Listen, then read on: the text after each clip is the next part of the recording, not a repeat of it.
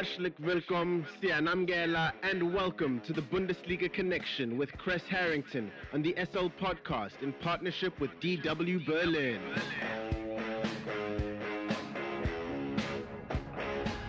It's time for the latest from Germany's domestic football league, the Bundesliga, and more. For that, we are joined by Chris Harrington from our partner station Deutsche Welle in Berlin, Germany. Chris, to start things off, what are your thoughts on the current German football team under coach Hansi Flick? Well, I like Hansi Flick and his clear messaging. He recently came out in an interview saying, I don't want to look back at the past. That's very important. We can, we all remember here in Germany how they looked in 2018, the World Cup, and then how they were eliminated in the round of 16 at last summer's Euro Championship. But they've definitely took a turn for the better. They look really good under Hansi Flick. I think he's looking to write a new history. He pretty much said that himself. He said that things might not be 100% right now, but he believes they're on the right track. Qatar is sewn up, basically. I think, you have to look at the young staff he has on the roster right now that could potentially make a big difference. One of the players who's not young, but a fresh face in terms of putting up big numbers is Serge Gnabry. Serge Gnabry recently scored his 20th international goal. He's only had 30 appearances, so far. I think he'll be instrumental, leading that attack. And I think the other pieces as well, from Timo Werner, down to the young players. Florian Wirtz is a young Leverkusen player that got a call up recently. Jamal Musiala. I think they look really good, a combination of young and old. The Bayern players, though, Serge Gnabry, Thomas Müller, they tend to stand out in terms of putting up numbers. And I think as long as Hansi Flick has every team, every player on the same page, and they know what they need to prove in terms of their shabby performances the last World Cup and major tournaments, I think they look really good. And, I think the sky's the limit, with Germany. They could shock a lot of nations this Qatar World Cup. The Bundesliga returns, Chris, with Cologne and Hoffenheim kicking off the action on Friday night.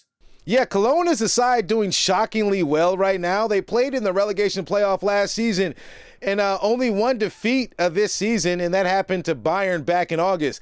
Anthony Modeste is a player that, left the Bundesliga, then came back. He's picked up right where he left off, being a major threat of offense that Cologne brings to the pitch.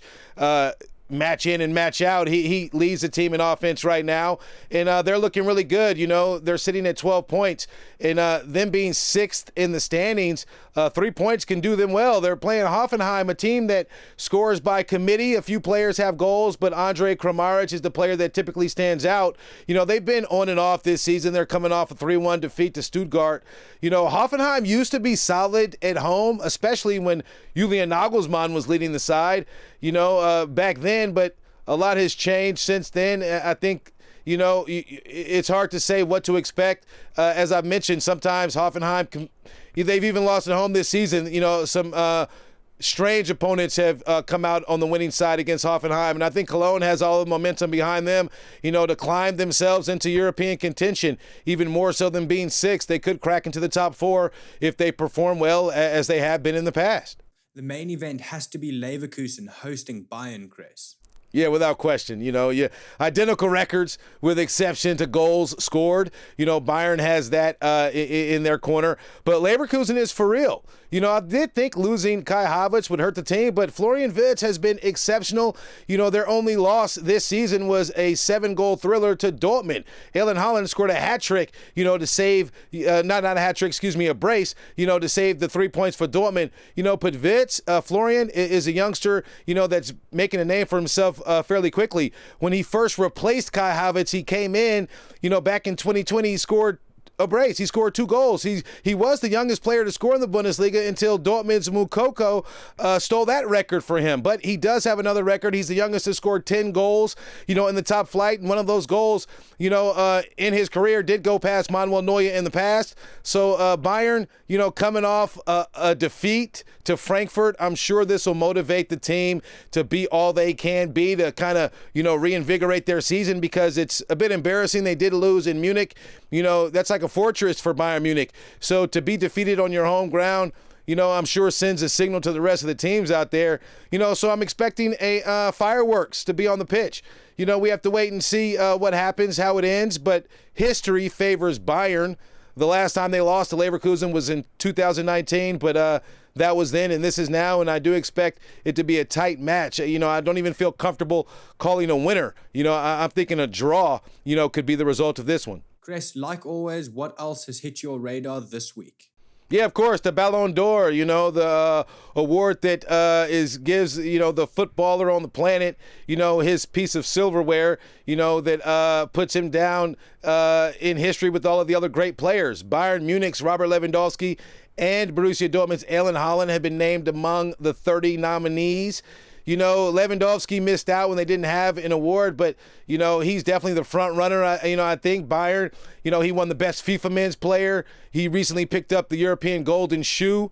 He broke a 49-year single season scoring record in the Bundesliga when he, scored 41 goals to break Gerd Mullers' record.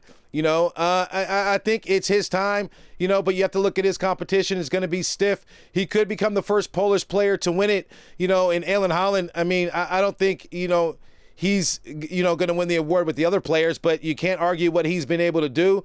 41 goals in as many appearances, to date. He's dealing with a nagging injury, but you can't take anything away from what he's been able to do on the pitch, and just to be in the conversation, separates them and I think brings more attention to the Bundesliga, and I wish him well. The competition will be stiff. I'm pulling for Lewandowski, but who knows what can happen.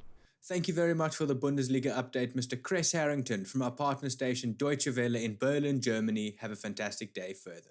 Danke und auf Wiedersehen. The Bundesliga Connection is a team effort driven by the following incredible individuals. The show is hosted by Aidan Hewitt and Chris Harrington. It is produced by Chris Harrington. It is edited by Aidan Hewitt and Uli Presch, and graphics are provided by David Scullard.